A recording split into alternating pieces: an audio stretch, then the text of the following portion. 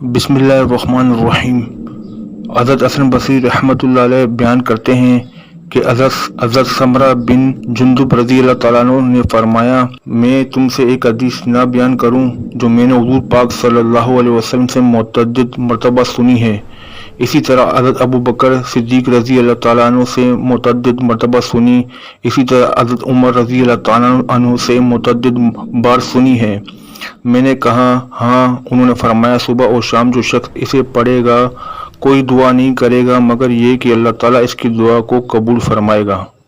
راوی سمرہ نے کہا، میں نے عبداللہ بن سلام رضی اللہ تعالیٰ عنہ سے ملاقات کی۔ میں نے کہا، تم کو ایک حدیث نہ سناؤں جسے میں نے حضور پاک صلی اللہ علیہ وسلم اور حضرت ابو بکر اور حضرت عمر فاروق رضی اللہ تعالیٰ عنہما سے متعدد مرتبہ سنی ہے؟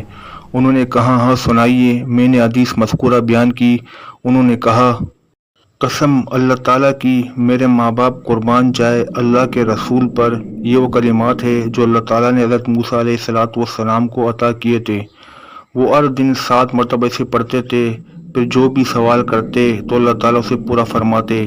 وہ کلمات یہ ہے، اللہم انت خلقتنی وانت تہدینی وانت تطعمنی وانت تسقینی وانت تمیتنی وانت تحیینی۔